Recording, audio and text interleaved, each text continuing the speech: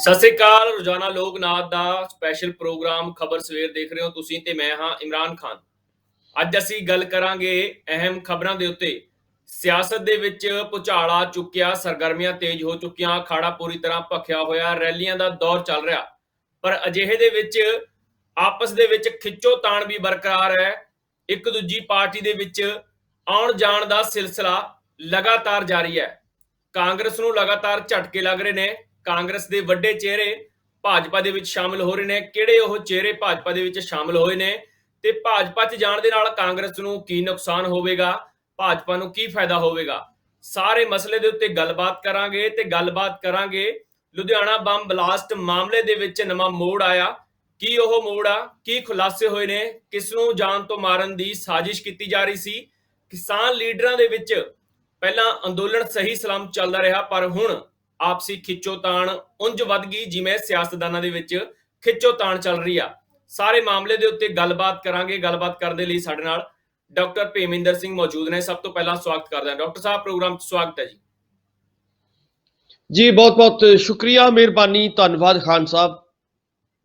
Doctor ਸਾਹਿਬ, ਚੋਣਾਂ ਨਜ਼ਦੀਕ ਨੇ, ਸਿਆਸੀ ਅਖਾੜਾ ਭਖਿਆ ਹੋਇਆ, ਖਿੱਚੋਤਾਣ ਵੀ ਵੱਧ ਰਹੀ ਹੈ। ਜਿਵੇਂ ਜਿਵੇਂ ਰੈਲੀਆਂ ਦਾ ਦੌਰ ਵੱਧ ਰਿਹਾ, ਚੋਣ ਪ੍ਰਚਾਰ ਤੇਜ਼ ਹੋ ਰਿਹਾ, ਉਸੇ ਤਰ੍ਹਾਂ ਚਿਹਰਿਆਂ ਦੀ ਅਦਲਾ ਬਦਲੀ ਵੀ ਤੇਜ਼ ਹੁੰਦੀ ਹੋਈ ਨਜ਼ਰ ਆ ਰਹੀ ਆ। ਗੱਲ ਕਾਂਗਰਸ ਦੀ ਕਰ ਰਹੇ ਹਾਂ। ਕਾਂਗਰਸ ਦੇ ਵਿੱਚੋਂ ਵੱਡੇ ਚਿਹਰੇ, ਸਿੱਖ ਚਿਹਰੇ ਜਿਹੜੇ ਨੇ ਭਾਜਪਾ ਦੇ ਵਿੱਚ ਸ਼ਾਮਲ ਹੋ ਗਏ। ਭਾਵੇਂ ਰਾਣਾ ਸੋਢੀ ਦੀ ਗੱਲ ਕਰੀਏ, ਫਤਿਹ ਜੰਗ ਬਾਜਵਾ ਦੀ ਗੱਲ ਕਰੀਏ, ਤੇ ਹੋਰ ਵੀ ਵੱਡੇ ਚਿਹਰੇ ਨੇ ਭਾਜਪਾ ਦੇ ਵਿੱਚ ਸ਼ਾਮਲ ਹੋਏ ਨੇ। ਇਸ ਦੇ ਨਾਲ ਇਸ ਦੇ ਪਿੱਛੇ ਭਾਜਪਾ ਦੀ ਪਲਾਨਿੰਗ ਕੀ ਆ? ਕਿਉਂਕਿ ਇੰਨਾ ਵੱਡਾ ਵਿਰੋਧ ਹੋਇਆ ਭਾਜਪਾ ਦਾ, ਉਸ ਤੋਂ ਬਾਅਦ ਉਮੀਦ ਨਹੀਂ ਸੀ ਕਿ ਭਾਜਪਾ ਪੰਜਾਬ ਦੇ ਵਿੱਚ ਕੋਈ ਸੀਟ ਕੱਢੇਗੀ, ਪਰ ਫਿਰ ਵੀ ਕਾਂਗਰਸ ਦੇ ਲੀਡਰ ਕਾਂਗਰਸ ਛੱਡ ਕੇ ਭਾਜਪਾ 'ਚ ਜਾ ਰਹੇ ਨੇ ਤੇ ਵੱਡੇ ਮੰਤਰੀਆਂ ਦਾ ਵੀ ਕਾਂਗਰਸ ਦੇ ਵਿੱਚ ਜਾਣ ਦੀ ਗੱਲਬਾਤ ਸਾਹਮਣੇ ਆ ਰਹੀ ਹੈ। ਜੀ ਖਾਨ ਸਾਹਿਬ, ਜਦੋਂ ਅਸੀਂ ਭਾਰਤੀ ਰਾਜਨੀਤੀ ਨੂੰ ਵੇਖਦੇ ਹਾਂ ਜਾਂ ਖਾਸ ਤੌਰ ਤੇ ਅਸੀਂ ਪੰਜਾਬ ਦੀ ਰਾਜਨੀਤੀ ਨੂੰ ਵੇਖਦੇ ਹਾਂ, ਤਾਂ ਇਸ ਕਿਸਮ ਦਾ ਨਿਗਾਰ ਤੁਸੀਂ ਪਿਛਲੀਆਂ ਜਿਹੜੀਆਂ ਚੋਣਾਂ ਹੋਈਆਂ ਨੇ, ਉਹ ਮੈਂ ਕਹਿਣਾ ਕਿ ਸਭ ਤੋਂ ਜ਼ਿਆਦਾ ਨਿਗਾਰ ਇਸ ਵੇਲੇ ਇਹਨਾਂ ਚੋਣਾਂ ਦੇ ਵਿੱਚ ਤੁਹਾਨੂੰ ਦੇਖਣ ਨੂੰ ਮਿਲ ਰਿਹਾ ਹੈ। ਉਹ ਨਿਗਾਰ ਇਸ ਲਈ ਹੈ ਕਿਉਂਕਿ ਜਦੋਂ ਪਾਰਟੀਆਂ ਬਣਦੀਆਂ ਨੇ, ਆਪਾਂ ਕਹਿੰਦੇ ਆ ਕਿ ਬੀਜੇਪੀ ਪਾਰਟੀ ਹੈ, ਕਾਂਗਰਸ ਪਾਰਟੀ ਹੈ, ਆਮ ਆਦਮੀ ਪਾਰਟੀ ਹੈ, ਲੈਫਟ ਦੀਆਂ ਨੇ, ਰਾਈਟ ਦੀਆਂ ਪਾਰਟੀਆਂ ਨੇ। ਇਹ ਪਾਰਟੀਆਂ ਦੀ ਇੱਕ ਵਿਚਾਰਧਾਰਾ ਹੁੰਦੀ ਹੈ, ਇੱਕ ਸੋਚ ਹੁੰਦੀ ਹੈ। ਉਸ ਸੋਚ ਦੇ ਮੁਤਾਬਕ, ਉਸ ਵਿਚਾਰਧਾਰਾ ਦੇ ਮੁਤਾਬਕ, ਉਸ ਫਿਲਾਸਫੀ ਦੇ ਮੁਤਾਬਕ ਪਾਰਟੀਆਂ ਕੰਮ ਕਰਦੀਆਂ ਨੇ। ਪਰ ਇੱਥੇ ਕੀ ਹੋ ਰਿਹਾ ਕਿ ਇੱਥੇ ਸਾਰਾ ਕੁਝ ਰਲਗੜ ਕੀਤਾ ਜਾ ਰਿਹਾ ਹੈ ਕਿ ਇੱਕ ਪਾਰਟੀ ਜਿਹੜੀ ਕਹਿੰਦੀ ਹੈ, ਜਿਹੜੇ ਜਾਂ ਉਸ ਪਾਰਟੀ ਦੇ ਜਿਹੜੇ ਲੀਡਰ ਨੇ, ਕਦੇ ਕਹਿੰਦੇ ਨੇ ਅਸੀਂ ਰਾਸ਼ਟਰਵਾਦੀ ਹਾਂ, ਕਦੇ ਉਹ ਕਹਿੰਦੇ ਨੇ ਕਿ ਅਸੀਂ ਪੰਜਾਬ ਦੇ ਹਿਤੈਸ਼ੀ ਹਾਂ, ਅਸੀਂ ਕਾਂਗਰਸ ਦੇ ਪੱਖੀ ਹਾਂ, ਅਸੀਂ ਬੀਜੇਪੀ ਦੇ ਵੱਲ ਹਾਂ। ਯਾਨੀ ਕਿ ਕਹਿਣ ਦਾ ਮਤਲਬ ਹੈ ਕਿ ਜਿਹੜੀਆਂ ਇਹ ਪਾਰਟੀਆਂ ਕਿਸੇ ਵਿਚਾਰਧਾਰਾ ਨੂੰ ਲੈ ਕੇ ਬਣਦੀਆਂ ਨੇ, ਉਹਨਾਂ ਦਾ ਇੱਕ ਇਤਿਹਾਸ ਹੁੰਦਾ ਹੈ ਔਰ ਉਹਨਾਂ ਦੇ ਵੱਡੇ ਲੀਡਰ ਹੁੰਦੇ ਨੇ, ਉਹਨਾਂ ਦੀ ਇੱਕ ਸੋਚ ਹੁੰਦੀ ਹੈ, ਫਿਲਾਸਫੀ ਹੁੰਦੀ ਹੈ। ਪਰ ਇੱਥੇ ਕੀ ਹੋ ਰਿਹਾ ਕਿ ਇੱਥੇ ਸਿਰਫ ਤੇ ਸਿਰਫ ਸੱਤਾ ਦੇਖ ਕੇ ਕਿ ਮੈਨੂੰ ਕੁਰਸੀ ਕਿੱਥੋਂ ਮਿਲ ਸਕਦੀ ਹੈ, ਮੈਨੂੰ ਟਿਕਟ ਕਿੱਥੋਂ ਮਿਲ ਸਕਦੀ ਹੈ, ਮੈਂ ਵੱਡਾ ਲੀਡਰ ਜਾਂ ਛੋਟਾ ਲੀਡਰ ਕਿਸ ਪਾਰਟੀ ਦੇ ਵਿੱਚ ਹਾਂ ਜਾਂ ਹੋ ਸਕਦਾ ਹਾਂ। ਸੋ ਕਹਿਣ ਦਾ ਮਤਲਬ ਹੈ ਕਿ ਆਪਣੀ ਵਿਚਾਰਧਾਰਾ ਨੂੰ, ਆਪਣੀ ਸੋਚ ਨੂੰ ਛਿੱਕੇ ਤੇ ਟੰਗਿਆ ਜਾ ਰਿਹਾ ਔਰ ਕੋਈ ਵੀ ਕਿਸੇ ਕਿਸਮ ਦੀ ਜਿਹੜੀ ਹੈਗੀ ਹੈ ਸੋਚ ਨੂੰ ਲੈ ਕੇ ਅੱਗੇ ਕਾਰਵਾਈ ਨਹੀਂ ਹੋ ਰਹੀ, ਸਗੋਂ ਸਿਰਫ ਤੇ ਸਿਰਫ ਇਹ ਦੇਖੀ ਜਾ ਰਹੀ ਹੈ ਕਿ ਸਾਨੂੰ ਟਿਕਟ ਕਿੱਥੋਂ ਮਿਲਣੀ ਹੈ।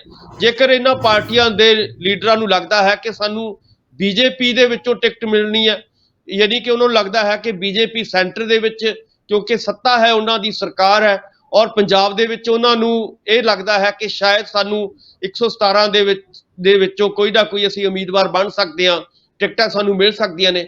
ਤਾਂ ਇਹੀ ਲੀਡਰ ਜਿਹੜੇ ਨੇ, ਕਦੇ ਜਿਹੜੇ ਕੱਟੜ ਕਹਿੰਦੇ ਸੀ ਆਪਣੇ ਆਪ ਨੂੰ, ਟਕਸਾਲੀ ਕਹਿੰਦੇ ਸੀਗੇ ਕਿ ਅਸੀਂ ਟਕਸਾਲੀ ਕਾਂਗਰਸੀ ਹਾਂ, ਇਹ ਲੀਡਰ ਅੱਜ ਬੀਜੇਪੀ ਦੇ ਵਿੱਚ ਜਾ ਰਹੇ ਨੇ। ਸਿਰਫ ਸ਼ੁਰੂਆਤ ਨਹੀਂ ਹੋਈ, ਆਪਾਂ ਇਸ ਤੋਂ ਪਹਿਲਾਂ ਤੁਸੀਂ ਦੇਖਿਆ ਹੋਏਗਾ ਕਿ ਰਾਣਾ ਸੋਢੀ ਗਏ ਔਰ ਹੁਣ ਜਿਹੜੇ ਨੇ ਨਵੇਂ ਆਪਾਂ ਦੇਖਿਆ ਕਿ ਫਤਿਹ ਬਾਜਵਾ ਜੀ ਜਾ ਰਹੇ ਨੇ, ਜਾਂ ਹੋਰ ਜਿਹੜੇ ਲਾਡੀ ਸਾਹਿਬ, ਜਿਹੜੇ ਤੁਸੀਂ ਦੇਖੋਗੇ ਕਿ ਆਉਣ ਵਾਲੇ ਦਿਨਾਂ ਦੇ ਵਿੱਚ ਹੋਰ ਵੀ ਜਿਨ੍ਹਾਂ ਨੂੰ ਲੱਗੇਗਾ ਕਿ ਸਾਨੂੰ ਟਿਕਟ ਨਹੀਂ ਮਿਲ ਰਹੀ, ਉਹ ਬੀਜੇਪੀ ਦੇ ਵਿੱਚ ਸ਼ਾਮਲ ਹੋਣਗੇ।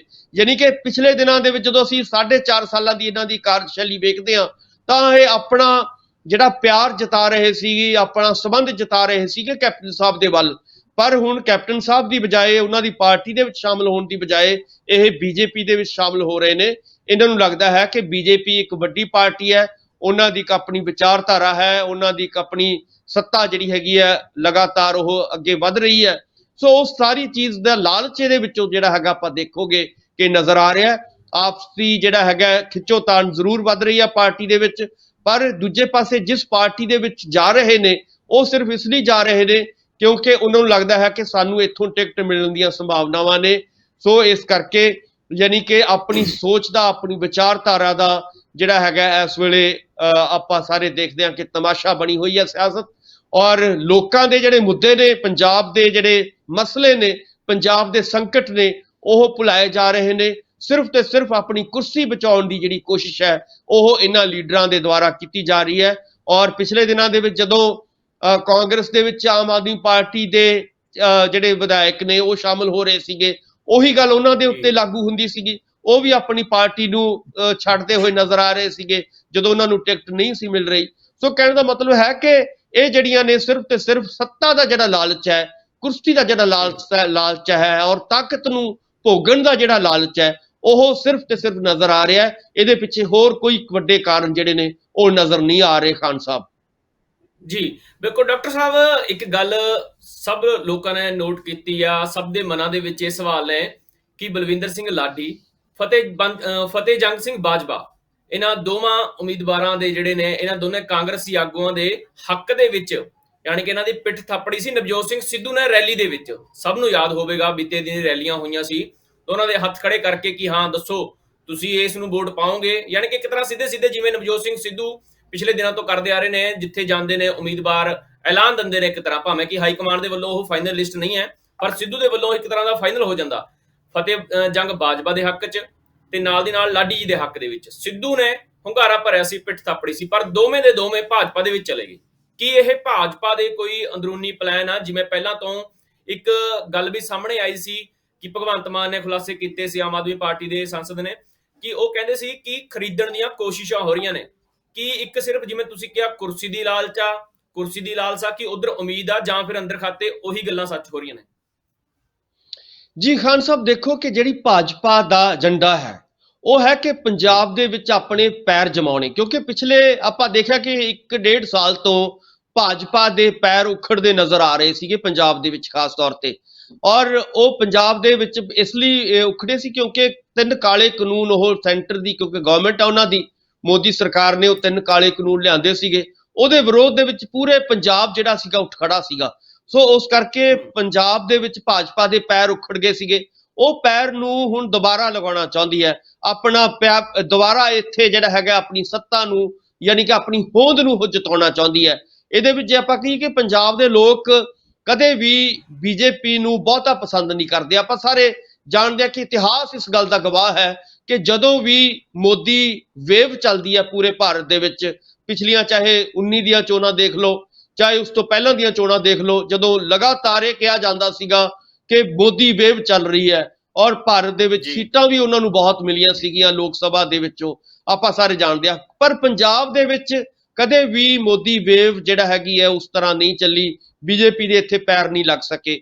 ਸੋ ਉਸ ਸਾਰੀ ਚੀਜ਼ ਨੂੰ ਹੁਣ ਇਸੇ ਕਰਕੇ ਕਾਰਨ ਇਹੀ ਹੈ ਕਿ ਉਹਨਾਂ ਨੂੰ ਯੂਪੀ ਵੀ ਦਿਖਾਈ ਦੇ ਰਿਹਾ ਹੈ ਬੀਜੇਪੀ ਨੂੰ, ਉੱਤਰਾਖੰਡ ਵੀ ਦਿਖਾਈ ਦੇ ਰਿਹਾ ਹੈ, ਮਨੀਪੁਰ ਵੀ, ਔਰ ਇਸੇ ਤਰ੍ਹਾਂ ਆਪਾਂ ਸਾਰੇ ਜਾਣਦੇ ਹਾਂ ਕਿ ਗੋਆ ਵੀ ਦਿਖਾਈ ਦੇ ਰਿਹਾ ਕਿ ਉੱਥੇ ਉਹ ਆਪਣੀ ਹੋਂਦ ਨੂੰ ਜਿਤਾਉਣਾ ਚਾਹੁੰਦੀ ਹੈ, ਆਪਣੀ ਹੋਂਦ ਨੂੰ, ਆਪਣੀ ਪਕੜ ਨੂੰ ਮਜ਼ਬੂਤ ਬਣਾਉਣਾ ਚਾਹੁੰਦੀ ਹੈ।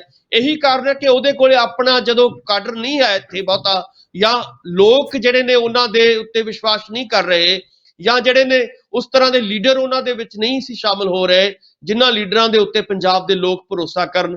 ਸੋ ਉਹੀ ਕਾਰਨ ਹੈ ਕਿ ਉਸ ਸਾਰੀ ਚੀਜ਼ ਨੂੰ ਬਚਾਉਣ ਦੇ ਲਈ ਉਹ ਇਹ ਸਾਰੀ ਕਵਾਇਦ ਜਿਹੜੀ ਹੈਗੀ ਆ ਉਹਨਾਂ ਨੇ ਪਹਿਲਾਂ ਬੰਗਾਲ ਦੇ ਵਿੱਚ ਵੀ ਕਰਨ ਦੀ ਕੋਸ਼ਿਸ਼ ਕੀਤੀ, ਕਿਉਂਕਿ ਬੰਗਾਲ ਦੇ ਵਿੱਚ ਵੀ ਆਪਾਂ ਨੂੰ ਪਤਾ ਹੈ ਕਿ ਪੰਜਾਬ ਵਰਗੇ ਹਾਲਾਤ ਸੀਗੇ ਔਰ ਪੰਜਾਬ ਉਸ ਵੇਲੇ ਪੰਜਾਬ ਵੀ ਜਿਹੜਾ ਹੈਗਾ ਬੀਜੇਪੀ ਦੇ ਵਿਰੋਧ ਕਰ ਰਿਹਾ ਸੀਗਾ। ਔਰ ਬੰਗਾਲ ਦੇ ਵਿੱਚ ਉਹਨਾਂ ਨੇ ਚਾਹੇ ਮਮਤਾ ਜੀ ਦੀ ਪਾਰਟੀ ਹੋਵੇ, ਚਾਹੇ ਕਾਂਗਰਸ ਦੀ ਪਾਰਟੀ ਜਾਂ ਕੋਈ ਹੋਰ ਦੀਆਂ, ਇੱਥੋਂ ਤੱਕ ਕਿ ਲੈਫਟ ਦੀਆਂ ਜਿਹੜੀਆਂ ਪਾਰਟੀਆਂ ਨੇ ਉਹਦੇ ਵਿੱਚੋਂ ਬੰਦੇ ਪੱਟ ਕੇ ਆਪਣੇ ਨਾਲ ਰਲਾਏ ਸੀਗੇ। ਪਰ ਨਤੀਜਾ ਕੀ ਨਿਕਲਿਆ ਸੀਗਾ? ਨਤੀਜਾ ਆਪਾਂ ਸਾਰੇ ਜਾਣਦੇ ਹਾਂ ਕਿ ਬੀਜੇਪੀ ਦਾ ਜਿਹੜਾ ਹੈਗਾ ਲਗਭਗ ਸਫਾਇਆ ਹੀ ਹੋਇਆ ਸੀਗਾ। ਬਹੁਤਾ ਉਹਨਾਂ ਨੂੰ ਜਿਹੜੀ ਹੈਗੀ ਹੈ ਸੱਤਾ ਦੇ ਵਿੱਚ ਕੁਰਸੀਆਂ ਜਿਹੜੀਆਂ ਸੀਗੀਆਂ ਨਹੀਂ ਸੀ ਮਿਲੀਆਂ, ਸੱਤਾ ਦੇ ਵਿੱਚ ਨਹੀਂ ਸੀ ਆ ਸਕੀ। ਸੋ ਇਹੀ ਕਾਰਨ ਹੈ ਕਿ ਪੰਜਾਬ ਦੇ ਵਿੱਚ ਵੀ ਤੁਸੀਂ ਦੇਖੋਗੇ ਕਿ ਪੰਜਾਬ ਦੇ ਵਿੱਚ ਵੀ ਕੋਸ਼ਿਸ਼ ਕਰ ਰਹੀ ਹੈ ਉਹ ਉਸੇ ਤਰ੍ਹਾਂ ਦਾ ਬੰਗਾਲ ਵਾਲਾ ਤਜਰਬਾ ਜਿਹੜਾ ਹੈਗਾ ਇੱਥੇ ਦੁਹਰਾਉਣ ਦੀ ਕੋਸ਼ਿਸ਼ ਕੀਤੀ ਜਾ ਰਹੀ ਹੈ। ਬਾਕੀ ਪਾਰਟੀਆਂ ਦੇ ਜਿਹੜੇ ਨੇ ਲੀਡਰ ਪੱਟ ਕੇ ਉਹਨਾਂ ਨੂੰ ਟਿਕਟਾਂ ਦੇਣ ਦੀ ਕੋਸ਼ਿਸ਼ ਕੀਤੀ ਜਾਏਗੀ ਜ਼ਰੂਰ, ਪਰ ਲੋਕ ਜਿਹੜੇ ਨੇ ਕਦੇ ਵੀ ਭਰੋਸਾ ਨਹੀਂ ਕਰਨਗੇ। ਪੰਜਾਬ ਇਸ ਵੇਲੇ ਜਿਸ ਦੌਰ ਦੇ ਵਿੱਚੋਂ ਗੁਜ਼ਰ ਰਿਹਾ ਹੈ, ਖਾਸ ਤੌਰ ਤੇ ਕਿਸਾਨੀ ਸੰਘਰਸ਼ ਤੋਂ ਬਾਅਦ ਵਾਲਾ ਦੌਰ ਜਦੋਂ ਅਸੀਂ ਦੇਖਦੇ ਹਾਂ, ਤਾਂ ਇਹਦੇ ਵਿੱਚ ਬੀਜੇਪੀ ਦੇ ਪ੍ਰਤੀ ਜਿਹੜਾ ਇੱਕ ਨਫ਼ਰਤ ਦੀ ਜਿਹੜੀ ਭਾਵਨਾ ਹੈ ਲੋਕਾਂ ਦੇ ਵਿੱਚ ਜ਼ਰੂਰ ਭਰੀ ਦਿਖਾਈ ਦਿੰਦੀ ਹੈ।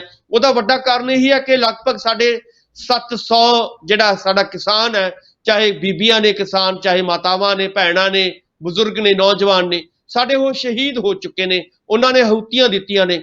ਲਗਾਤਾਰ 1 ਸਾਲ ਤੋਂ ਵੱਧ ਸਮਾਂ ਪੰਜਾਬ ਦੇ ਕਿਸਾਨ, ਪੰਜਾਬ ਦੇ ਲੋਕ, ਪੰਜਾਬ ਦੇ ਆੜ੍ਹਤੀਏ, ਪੰਜਾਬ ਦੇ ਮਜ਼ਦੂਰ, ਪੰਜਾਬ ਦੇ ਦੁਕਾਨਦਾਰ, ਪੰਜਾਬ ਦੇ ਵਪਾਰੀ ਉੱਥੇ ਬੈਠੇ ਨੇ। ਸੋ ਇਸ ਕਰਕੇ ਇੱਕ ਗੁੱਸਾ ਆਪਾਂ ਜ਼ਰੂਰ ਦੇਖਦੇ ਹਾਂ ਪੰਜਾਬ ਦੇ ਲੋਕਾਂ ਦੇ ਵਿੱਚ ਬੀਜੇਪੀ ਦੇ ਪ੍ਰਤੀ। ਸੋ ਉਸ ਗੁੱਸੇ ਨੂੰ ਠੰਡਾ ਕਰਨ ਦੀ ਕੋਸ਼ਿਸ਼ ਕੀਤੀ ਜਾ ਰਹੀ ਹੈ। ਇਹੀ ਕਾਰਨ ਹੈ ਕਿ ਵੱਡੇ ਵੱਡੇ ਵਾਅਦੇ ਜਿਹੜੇ ਨੇ ਕਾਂਗਰਸ, ਆਪਾਂ ਕਹਿ ਸਕਦੇ ਹਾਂ ਕਿ ਬੀਜੇਪੀ ਕਰ ਰਹੀ ਹੈ। ਔਰ ਲਗਾਤਾਰ ਆਪਾਂ ਤੁਸੀਂ ਦੇਖੋਗੇ ਕਿ 5 ਤਰੀਕ ਨੂੰ ਮੋਦੀ ਸਾਹਿਬ ਪੰਜਾਬ ਦੇ ਵਿੱਚ ਆ ਰਹੇ ਨੇ, ਫਿਰੋਜ਼ਪੁਰ ਵੱਡੀ ਰੈਲੀ ਉਹ ਕਰਨਗੇ। ਸੋ ਉੱਥੇ ਵੀ ਹੋ ਸਕਦਾ ਹੈ ਕਿ ਵੱਡੀਆਂ ਸੰਭਾਵਨਾਵਾਂ ਨੇ ਕਿ ਇਸ ਗੁੱਸੇ ਨੂੰ ਠੰਡਾ ਕਰਨ ਦੀ ਕੋਸ਼ਿਸ਼ ਪੰਜਾਬੀਆਂ ਦੇ ਨੂੰ ਕੀਤੀ ਜਾਵੇ ਮੋਦੀ ਸਾਹਿਬ ਦੇ ਰਾਹੀਂ। ਸੋ ਵੱਡੇ ਐਲਾਨ ਉਸ ਵੇਲੇ ਹੋ ਸਕਦੇ ਨੇ ਔਰ ਵੱਡੇ ਚਿਹਰੇ ਵੀ ਉਸ ਵੇਲੇ ਜਿਹੜੇ ਨੇ ਲਿਆਂਦੇ ਜਾ ਸਕਦੇ ਨੇ ਬਾਕੀ ਪਾਰਟੀਆਂ ਦੇ ਵਿੱਚੋਂ।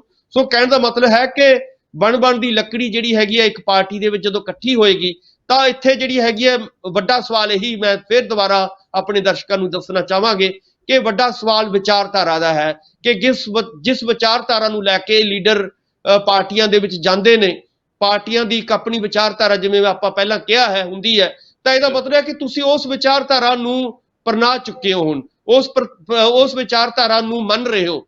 ਸੋ ਉਹਨਾਂ ਦੀਆਂ ਪਾਲਿਸੀਆਂ ਨੂੰ ਮੰਨ ਰਹੇ ਹੋ, ਉਹਨਾਂ ਦੀਆਂ ਨੀਤੀਆਂ ਨੂੰ ਮੰਨ ਰਹੇ ਹੋ, ਜਾਂ ਇਹ ਦੱਸਣਾ ਬਣਦਾ ਹੈ ਕਿ ਜੇਕਰ ਪਹਿਲਾਂ ਤੁਸੀਂ ਦੂਜੀ ਪਾਰਟੀ ਦੇ ਵਿੱਚ ਸੀਗੀ, ਤੁਹਾਡੀ ਵਿਚਾਰਧਾਰਾ ਕੀ ਸੀਗੀ, ਇਹ ਦੱਸਿਆ ਜਾਏ ਆਪਣੇ ਲੋਕਾਂ ਨੂੰ। ਹੁਣ ਤੁਹਾਡੀ ਵਿਚਾਰਧਾਰਾ ਕਿਉਂ ਬਦਲੀ ਹੈ? ਸਿਰਫ ਇਸ ਕਰਕੇ ਕਿ ਤੁਹਾਨੂੰ ਹੁਣ ਸੀਟ ਦਿਖ ਰਹੀ ਹੈ। ਸੋ ਇਦਾਂ ਦੇ ਸਵਾਲ ਅੱਜ ਪੰਜਾਬ ਦੇ ਲੋਕ ਇਹਨਾਂ ਲੀਡਰਾਂ ਤੋਂ ਪੁੱਛਣਾ ਚਾਹੁੰਦੇ ਨੇ। ਔਰ ਪੰਜਾਬ ਕਦੇ ਵੀ ਇਸ ਤਰ੍ਹਾਂ ਦੇ ਜਿਹੜੇ ਦਲ ਬਦਲੂ ਲੀਡਰ ਨੇ ਉਹਨਾਂ ਦੇ ਨਾਲ ਖੜਦਾ ਤੁਹਾਨੂੰ ਦਿਖਾਈ ਨਹੀਂ ਦੇਗਾ।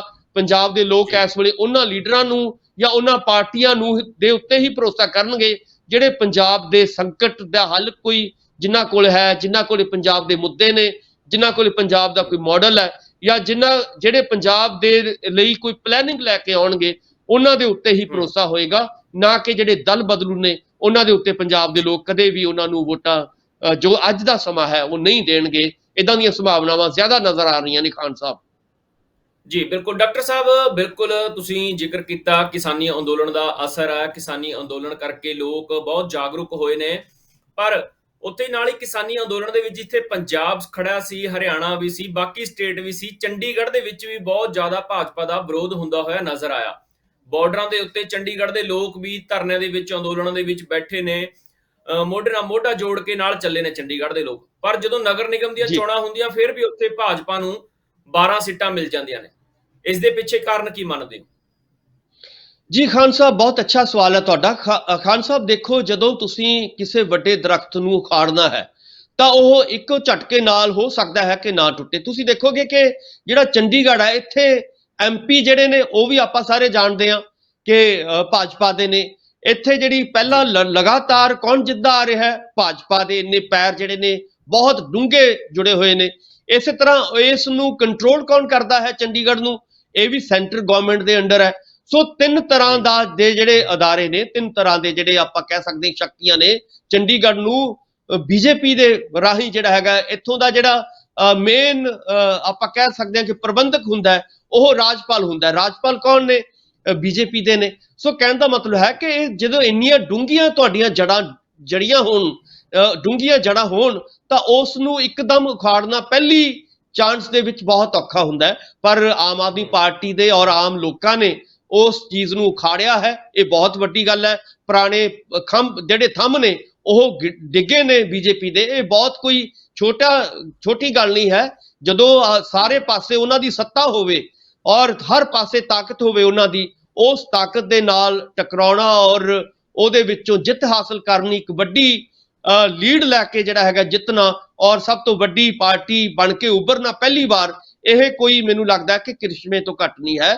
ਸੋ ਇਸ ਕਰਕੇ ਹੋ ਸਕਦਾ ਹੈ ਕਿ ਉਹਨੂੰ ਸਮਾਂ ਲੱਗੇਗਾ ਜ਼ਰੂਰ ਉਸ ਤੋੜਨ ਨੂੰ, ਪਰ ਜਿੰਨਾ ਵੀ ਤੋੜਿਆ ਗਿਆ ਹੈ ਇਹ ਚੰਡੀਗੜ੍ਹ ਦੇ ਲੋਕਾਂ ਨੂੰ ਜਿਹੜਾ ਹੈਗਾ ਉਹਦਾ ਅਸਰ ਹੈ, ਉਹਦਾ ਕਿਸਾਨੀ ਦਾ ਅਸਰ ਹੈ ਔਰ ਲੋਕਾਂ ਦੀ ਜਿਹੜੀ ਚੇਤਨਾ ਹੈ ਉਹਦਾ ਡਿਵੈਲਪਮੈਂਟ ਦਾ ਜਿਹੜਾ ਹੈਗਾ ਚੇਤਨਾ ਦਾ ਪੱਧਰ ਜਿਹੜਾ ਉੱਪਰ ਚੁੱਕਿਆ ਗਿਆ ਹੈ, ਜਿਵੇਂ ਤੁਸੀਂ ਦੱਸ ਰਹੇ ਹੋ ਕਿਸਾਨੀ ਅੰਦੋਲਨ ਤੋਂ ਬਾਅਦ ਉਹਦਾ ਅਸਰ ਆਪਾਂ ਕਹਿ ਸਕਦੇ ਹਾਂ ਕਿ ਚੰਡੀਗੜ੍ਹ ਦੀਆਂ ਚੋਣਾਂ ਦੇ ਵਿੱਚ ਐਮਸੀ ਦੀਆਂ ਉਹ ਵੇਖਣ ਨੂੰ ਮਿਲਿਆ ਹੈ ਖਾਨ ਸਾਹਿਬ।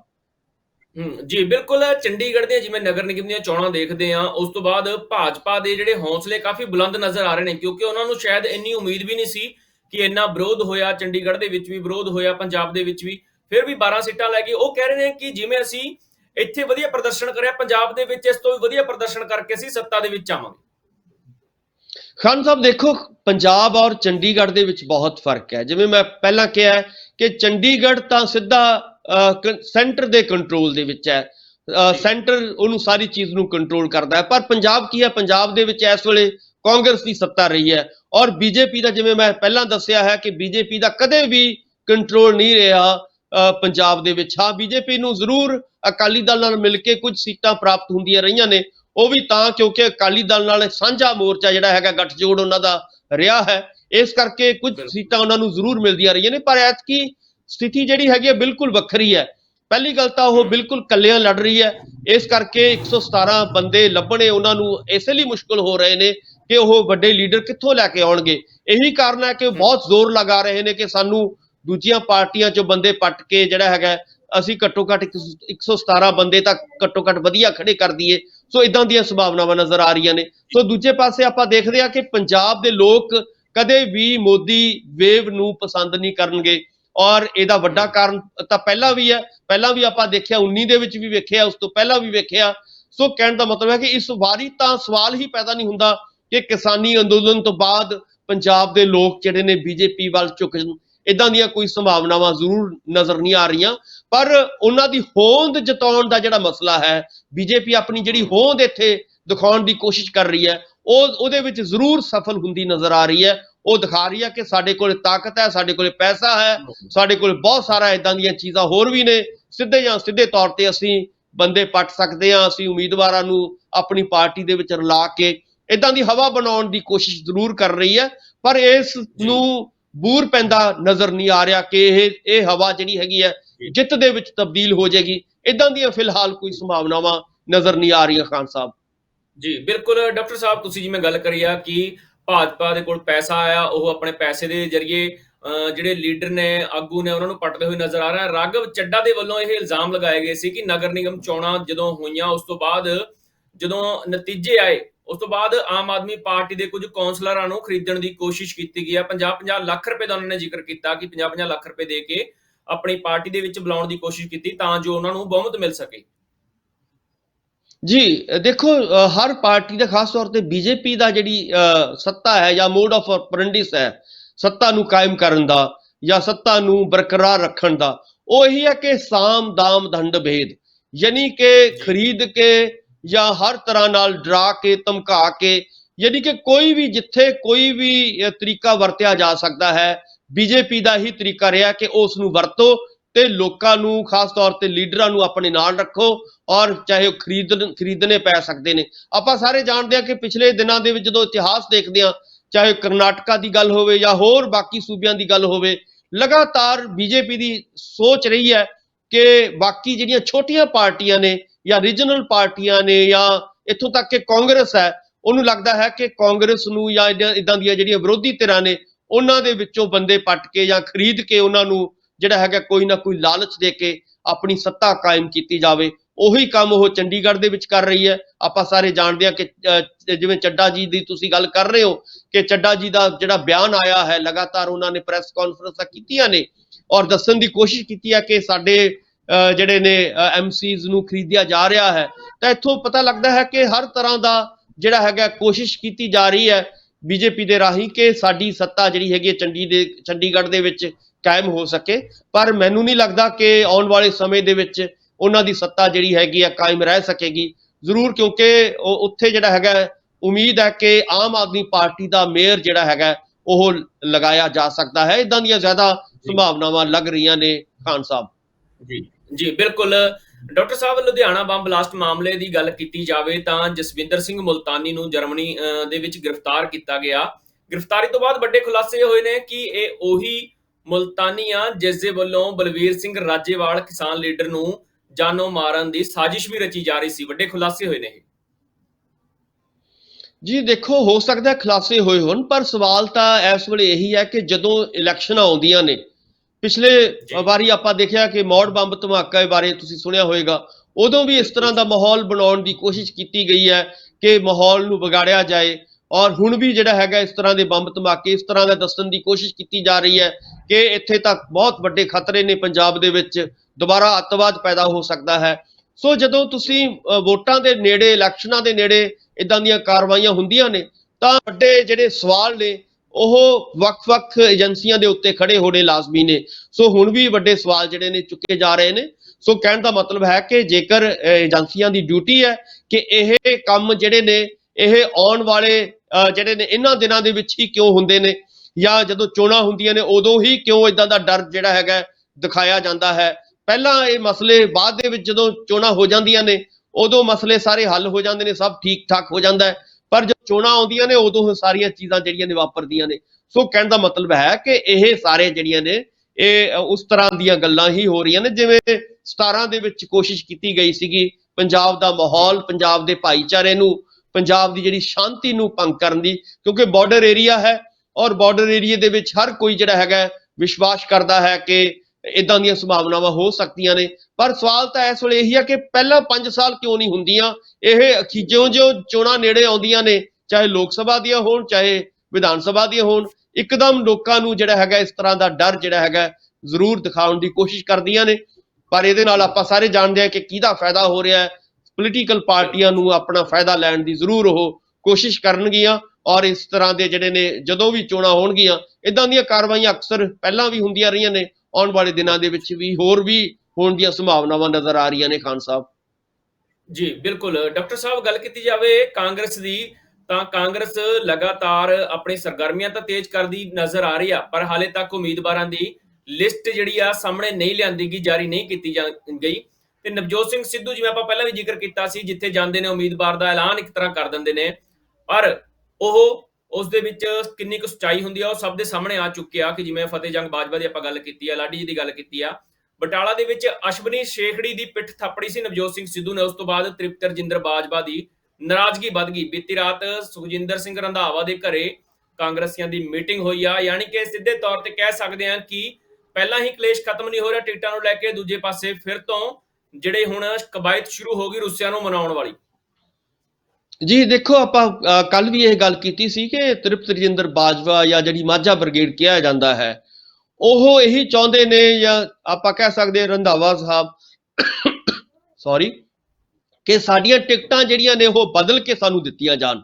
ਪਰ ਹੁਣ ਕਾਂਗਰਸ ਨੇ ਇੱਕ ਪਾਲਿਸੀ ਬਣਾਈ ਹੈ ਕਿ ਟਿਕਟਾਂ ਨਹੀਂ ਬਦਲੀਆਂ ਜਾਣਗੀਆਂ।